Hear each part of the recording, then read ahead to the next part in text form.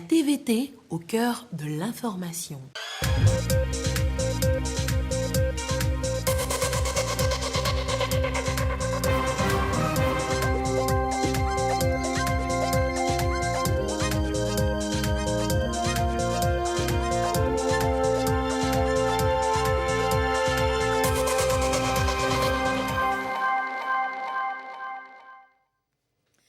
Merci de nous rejoindre pour le journal sur la télévision togolaise, édition dont l'heure est décalée pour cause de l'euro. Madame, Monsieur, bonsoir et voici les titres de cette édition. Les députés à l'Assemblée nationale disent oui à l'unanimité à des modifications dans le nouveau Code du travail. Ils étaient réunis en séance plénière ce mardi. Les détails dans ce journal. Démarrage au Togo des épreuves du CEPD ce mardi sur toute l'étendue du territoire national. Ils sont des centaines à composer pour l'obtention du premier diplôme togolais. Et puis c'est parti pour la campagne cotonnière 2021-2022. Une campagne où la relance et surtout la surproduction de l'or blanc reste le principal objectif. Voilà donc pour les titres. Séance plénière donc ce mardi à l'Assemblée nationale. Les députés étaient appelés à apporter des modifications au nouveau Code du travail. Modifications portant notamment sur des modalités de création de syndicats professionnels et l'exercice du droit de grève. Projet adopté à l'unanimité. Les précisions avec Marie-Ange Bida. Le Code du travail adopté en décembre 2020, de nouveau sur la table de l'Assemblée nationale. Une relecture qui porte sur les conditions et modalités de création des organisations de syndicats et l'exercice du droit de grève. 2 points auxquels le gouvernement a apporté des modifications pour éviter les mauvaises interprétations et lever les équivoques. Ces modifications sont très importantes, c'est même, on va dire carrément même une révolution par rapport à ce que nous connaissions. Ça permet de protéger le travailleur, de mieux encadrer la constitution et le fonctionnement des syndicats, d'être plus précis et de veiller par rapport aux nouvelles donnes que nous vivons avec la zone industrielle qui va commencer ses activités, de veiller à ce que ceux qui viendront s'installer ici puissent véritablement procéder à un transfert de compétences. C'était pour venir rendre plus homogène l'ensemble du Code du travail, qui est un joyau, qui est un test révolutionnaire, hein, qui va permettre à tous les travailleurs, quel que soit le domaine, que ce soit dans le privé ou dans la fonction publique, que ce soit dans l'artisanat ou que ce soit dans l'auto-entrepreneuriat ou dans le... Ça profite à tout le monde. Que chaque personne puisse se sentir bien à l'embauche pendant l'exercice de son activité, mais aussi pour être plus rentable, avoir des conditions plus agréables de travail. Il y a même un chapitre consacré au travail des personnes handicapées. Nous avons pensé que ces modifications étaient pertinentes, actualisées et réalistes. Et aujourd'hui, nous pensons qu'en profitant du fait que le texte n'est pas encore promulgué, intégrer ces modifications-là, nous éviterons de revenir encore sur ce texte, peut-être encore lors de cette législature. Le Code du travail, tel qu'il a été fait initialement, a vu la participation active de toutes les organisations syndicales. C'était à l'Assemblée nationale ici et toutes les organisations étaient là. La loi portant Code du travail se précise donc et fixe, entre autres, le processus de création et de déclaration des syndicats professionnels, les conditions d'accès aux fonctions d'administration et de direction de syndicats pour tout étranger et les critères qui déterminent la représentativité du syndicat.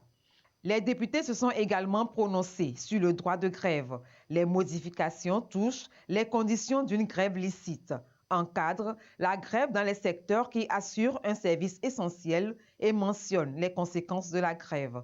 Je voudrais vous réaffirmer que dans toutes les initiatives et actions qui nous ont déterminés dans la conduite de cette réforme, le souci est toujours unique. Œuvrer pour préserver la paix sociale dans notre pays. Œuvrer à un dynamisme syndical, mais aussi au sens de la responsabilité des organisations syndicales. Œuvrer pour l'émergence d'opérateurs économiques et d'un secteur privé togolais beaucoup plus dynamique et beaucoup plus entreprenant, y compris à travers un certain nombre de mesures que consacrent les modifications apportées. Je voudrais, pour ma part, au nom du gouvernement, vous réitérer nos remerciements et notre gratitude pour toutes les contributions qui ont été apportées. Je voudrais également vous rassurer que toutes les suggestions, toutes les observations que vous avez formulées ont été bien entendues et que nous ne manquerons de continuer par des mesures pragmatiques et pratiques d'œuvrer pour l'essor du monde du travail et pour le développement et l'essor de notre pays. La nouvelle délibération d'une loi, comme c'est le cas de cette loi portant code du travail, est contenue dans la Constitution en son article 67. Cette nouvelle lecture jette les bases d'un climat de travail sécurisé pour le travailleur, les entreprises et les investisseurs. Le monde des entreprises connaît de plus en plus un essor remarquable dans notre pays.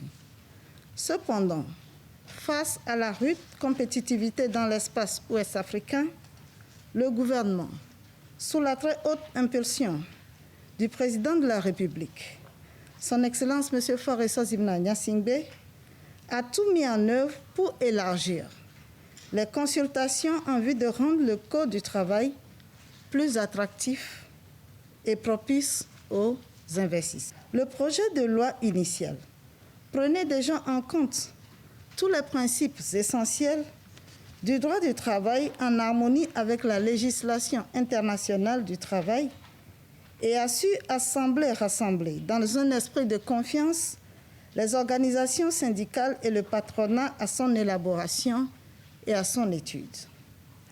Elle n'entame en rien tous les acquis et l'équilibre déjà observés dans la protection des travailleurs, des entreprises, des organisations syndicales, des employés et des organisations professionnelles d'employeurs. Cette nouvelle délibération a pour but de donner plus de place à la négociation collective dans le droit du travail pour renforcer la compétitivité de l'économie et développer l'employabilité des salariés. Elle apporte plus de souplesse aux entreprises pour adapter le temps de travail, de repos et de congés en tenant compte des variations de l'activité de l'entreprise. Cette loi sera donc une grande réforme sociale qui transformera en profondeur le droit du travail pour favoriser une plus grande représentativité des organisations syndicales en s'appuyant sur le dialogue social. Au nom de la représentation nationale, j'invite vivement tous les acteurs du monde du travail à s'approprier cet instrument législatif à sa juste valeur qui prend en compte les enjeux vitaux du monde du travail tout en impactant l'avenir de notre pays. La présente loi vient renforcer le dialogue social et le développement d'un syndicalisme responsable qui préserve l'action économique et l'emploi.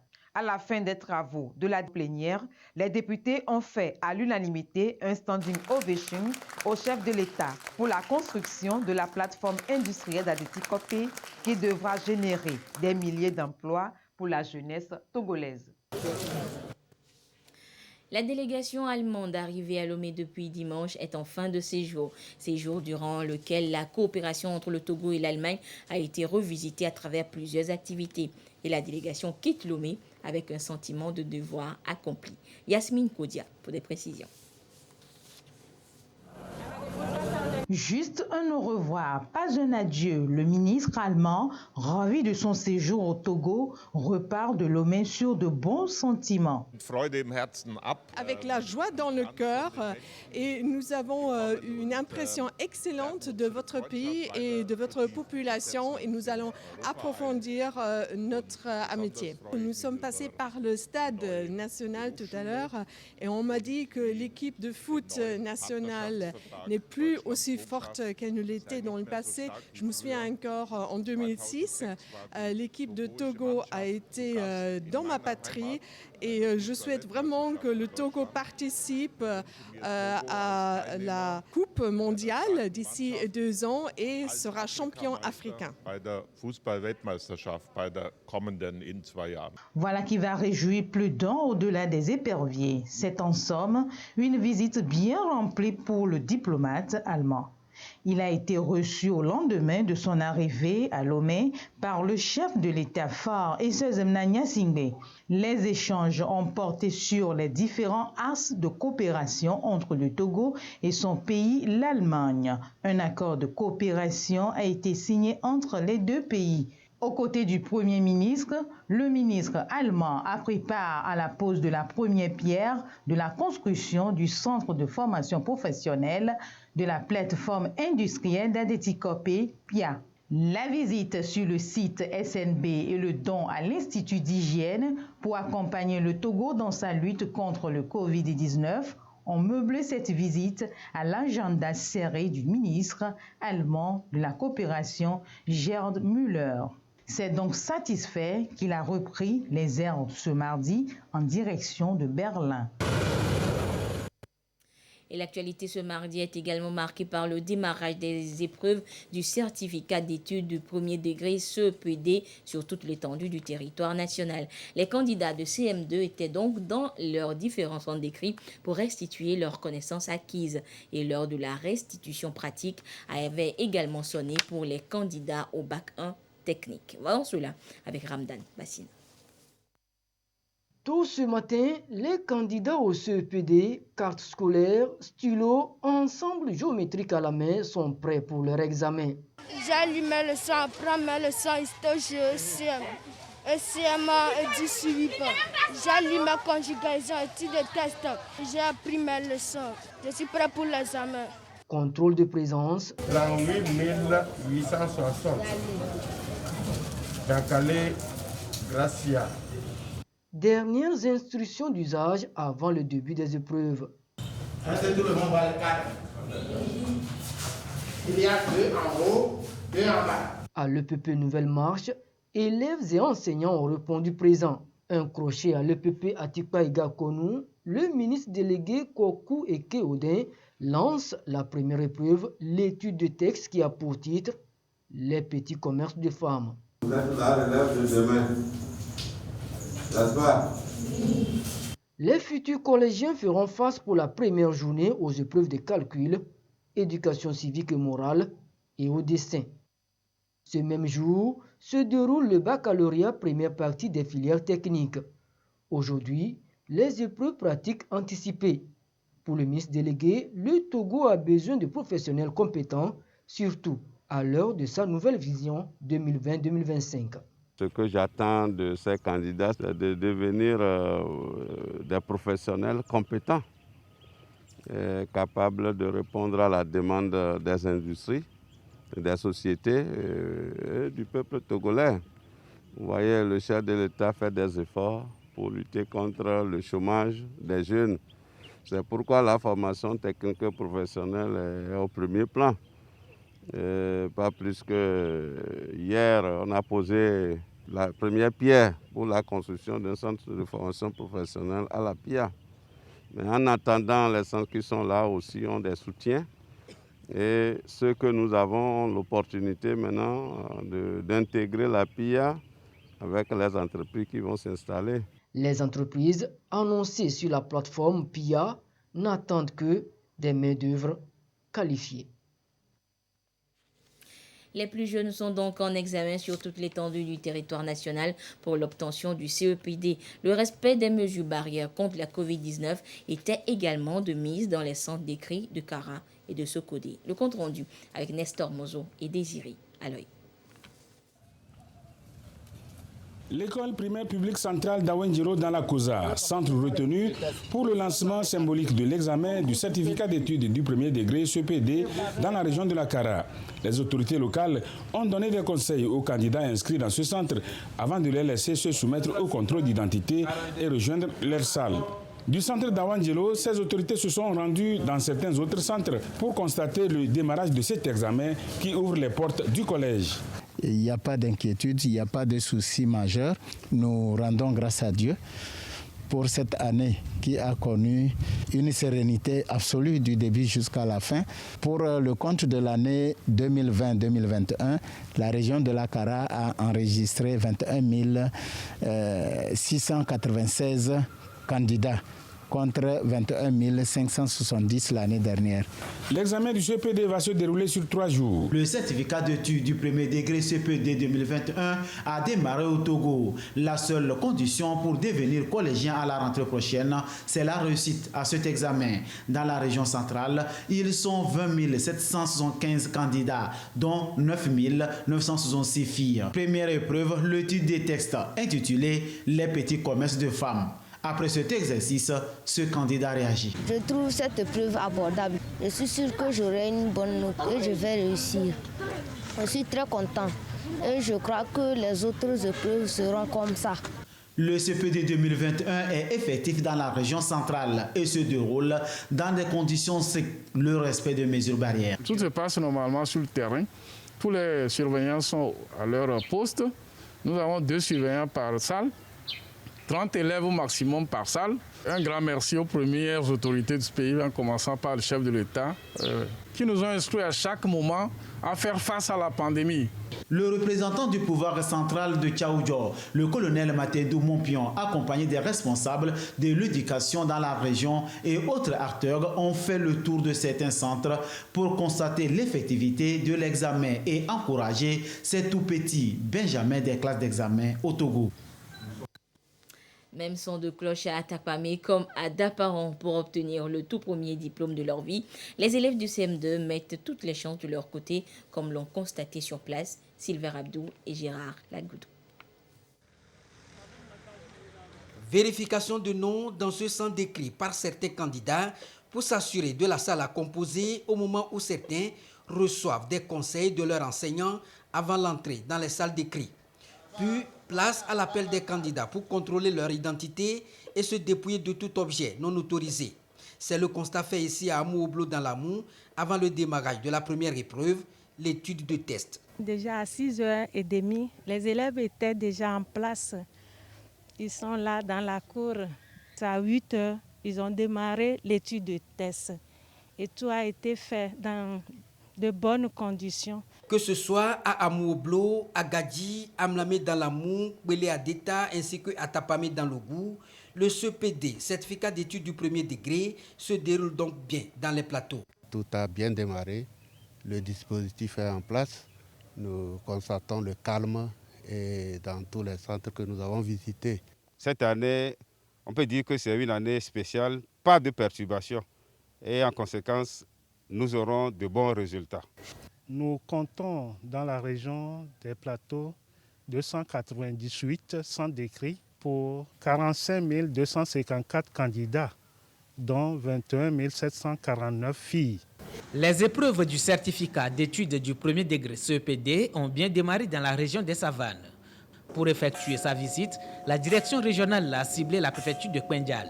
Quelques centres d'écrit ont été parcourus. Mandjouri Centre, Jean-Baptiste de la Salle, Nyanlé et Borgou. L'occasion d'attirer l'attention de tous sur les conditions particulières qu'exigent ces périodes. Je tiens d'abord à remercier les parents pour l'encadrement qu'ils ont pu faire jusqu'à ce jour. Mais nous rentrons en période de pluie, donc ils doivent pouvoir accentuer en respectant les mesures barrières, d'être un peu regardant dans tout le comportement de l'enfant. Tous ont pu respecter à la lettre les consignes de la police des examens. Un sincère merci aux enseignants pour le travail abattu.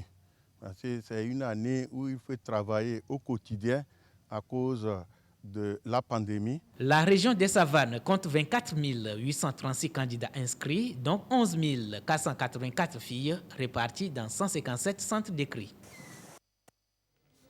Le CEPD, premier diplôme du cursus scolaire au Togo. Pour obtenir le précieux sésame, rien n'est laissé de côté. Et le stress est également présent tant chez le jeune candidat que chez ses parents. Vous allez d'ailleurs le découvrir chez ce candidat que notre équipe a suivi de sa maison au centre d'examen. C'est un dossier signé Ulrich Amega avec la voix de Lys Djamier. Lomé. Dans cette maison située au quartier Kégué-Nétimé, ville Livine, 10 ans, candidat cette année au CEPD et sa maman Yolande, commerçante au grand marché. Le réveil a été tôt ce mardi. Petit déjeuner, ok. 6h30, le jeune candidat est prêt et maman veille au dernier réglage. Je vais mettre des crayons de couleur. Un ensemble géométrique. Je vais voir.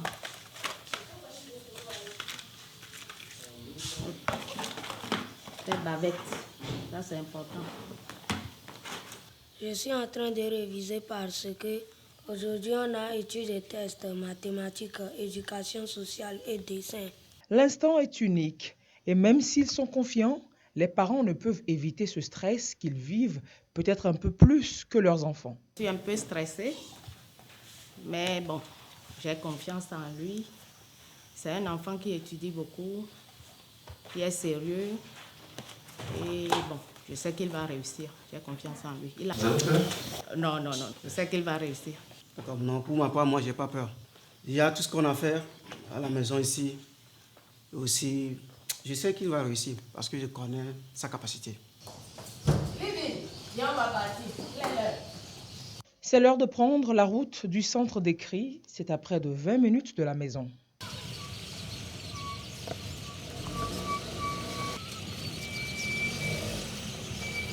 En bon chrétien, un petit moment de prière s'impose.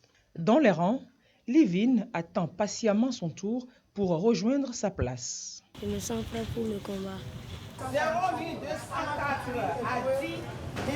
Les épreuves commencent bientôt. L'on ne pourra que lui souhaiter bonne chance et rendez-vous, on l'espère, pour la célébration de la réussite. Eux ont passé leur CEPD depuis plusieurs années déjà et sont appelés à se faire vacciner contre la Covid-19. Il s'agit des étudiants de l'Université de Lomé qui traînent toujours les pas pour recevoir leur première dose de vaccin. Et ils ont été sensibilisés sur ce fait justement ce matin. Nous y reviendrons dans nos prochaines éditions. Et le personnel de la télévision togolaise, lui, ne se fait pas prier. L'heure de la seconde dose a déjà sonné pour les premiers vaccinés. Le compte rendu avec Gisèle Kozona et Ekwi Salah. Exactement 2 mois de jours après sa première dose, Kwacha Lindalo répond à l'appel de la deuxième dose. Ce réalisateur, tout comme ses collègues de la télévision togolaise, sont engagés à se protéger et protéger les autres contre la maladie à coronavirus. J'ai reçu un message donc je devrais me faire vacciner et prendre ma deuxième dose ce jour. Donc voilà pourquoi je suis là ce matin pour me faire vacciner. J'attends les gens à venir prendre leur deuxième dose que je viens de prendre. Voilà mon carnet. C'est une bonne chose de venir se vacciner par rapport à ce qui se passe dans le monde entier pour être protégé. Godwin, lui, ne pourra pas recevoir cette dose. Il doit d'abord retrouver sa carte de vaccination. L'équipe lui explique la procédure. Je prendrai ton nom, numéro de téléphone. Demain, vous revenez. Là, on reviendra avec les cartes, comme vous avez déjà fait la première dose. Dès qu'ils tapent votre nom, ils vont voir votre code et autres. Cette opération, au-delà des agents de la Maison des médias, concerne également les autres services de la communication. Avec l'adoption de la deuxième dose, la santé reviendra à 100% comme par le passé. Nous saluons encore une fois l'action du gouvernement. L'équipe de vaccination est installée à l'infirmerie de la télévision togolaise pour 2 jours. Oui, l'attente est où? Et la situation de la pandémie au nouveau coronavirus Covid-19 au Togo à ce jour du mardi 15 juin 2021 se présente comme suit. Le nombre de cas confirmés est de 13 651.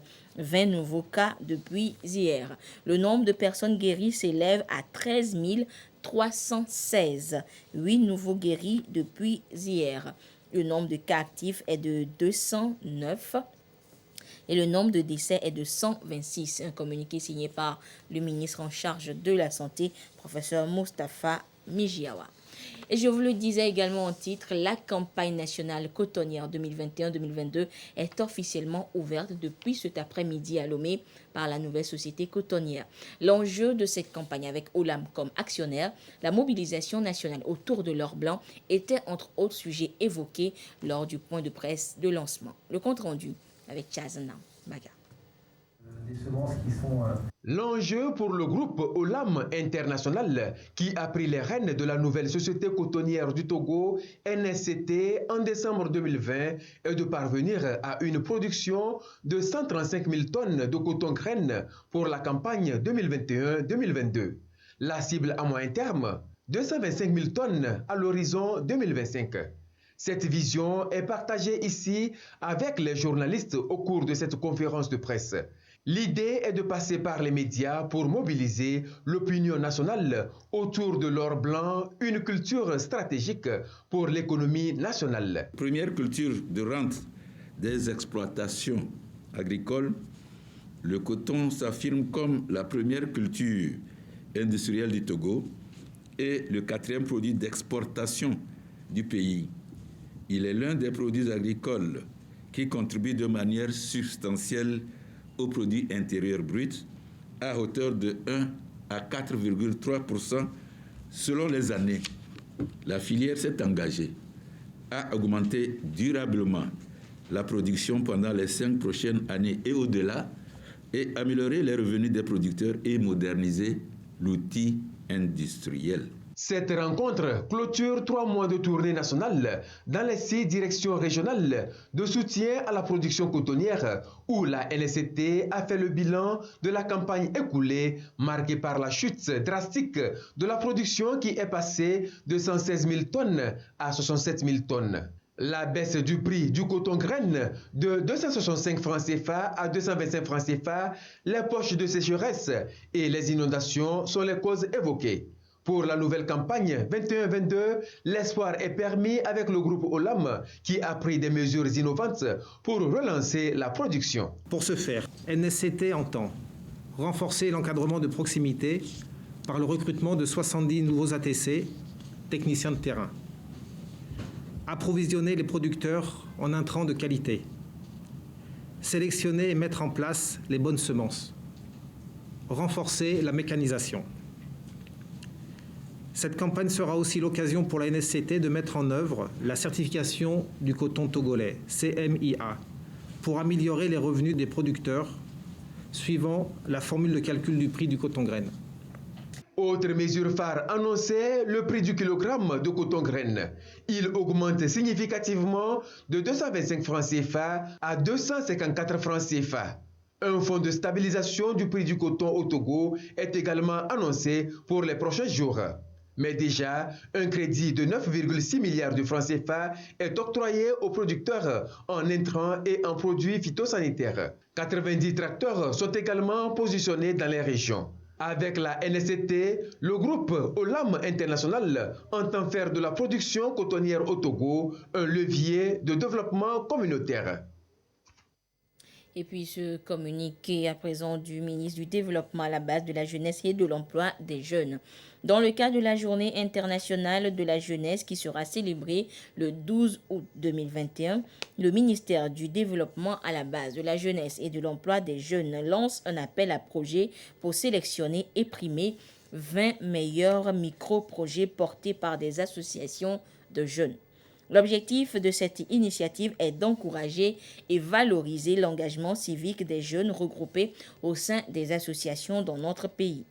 À cet effet, les associations de jeunes désireuses de participer à ce présent appel à projet sont invitées à envoyer du 11 au 30 juin 2021 leur dossier de candidature en fichier unique format PDF à l'adresse suivante: direction.jeunesse et emploi, le tout collé, @gmail.com avec copie à jeanjang@gmail.com. Les termes de référence du présent appel à projet peuvent être consultés sur le site du ministère, le www.devbase.gouv.tg, et sur la page Facebook de la Direction de la jeunesse et de l'emploi des jeunes, Direction de la jeunesse Togo. Pour toute information complémentaire, contactez la direction de la jeunesse sur les numéros de téléphone suivants: le 22 61 63 29, le 90 81 92 75, le 90 84 50 65. Un communiqué signé donc par la ministre en charge de la jeunesse et de l'emploi des jeunes, Myriam Dossou d'Almeida. Et c'est sur ce communiqué donc que se referme cette édition. Merci de votre fidélité à la télévision togolaise. Excellente suite de nos programmes. Au revoir.